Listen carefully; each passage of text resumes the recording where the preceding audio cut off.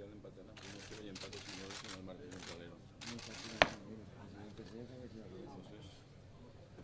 ¿El micro? Está bien ahí, gracias.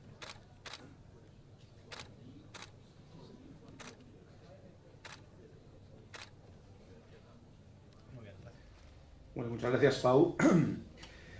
Muchas gracias, Marcelino, por acompañarnos.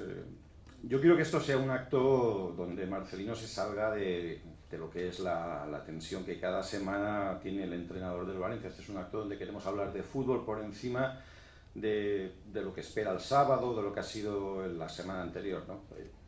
Este es un libro que a mí particularmente me ha permitido, es una válvula de escape a lo que es la actualidad diaria, porque echas mano del recuerdo, rescatas historias, normalmente siempre relacionadas cada sábado con el partido que juega el Valencia, pero muchas veces con temas que esa semana han sido actualidad.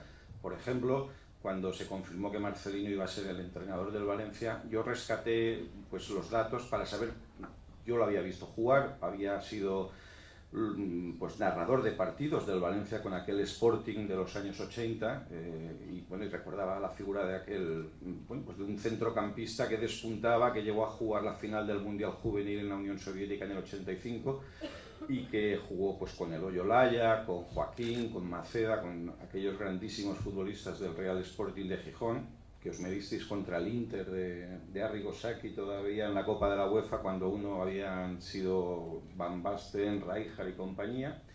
Entonces, bueno, yo primero agradezco que Marcelino haya querido acompañarme en este... No pudo venir a la presentación del libro y sé que le hubiera gustado.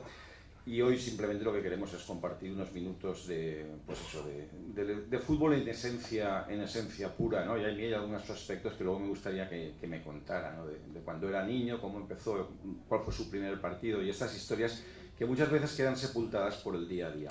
Quiero agradeceros a todos los que habéis venido, a muchos amigos que hay aquí.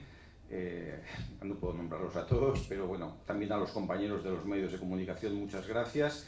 Y a Pau y al Corte Inglés, bueno, ya es una tradición. Yo vine aquí hace muchos años, en el 98, cuando publiqué el libro del Camp de Mestalla y luego ya pues con el libro de Rafa Benítez y otras historias. La verdad es que ya es una cita clásica. Y vais a permitirme que evidentemente hoy no puedo empezar de otra manera este acto sin teniendo un recuerdo a la figura de Pepe Baello, que para mí ha sido...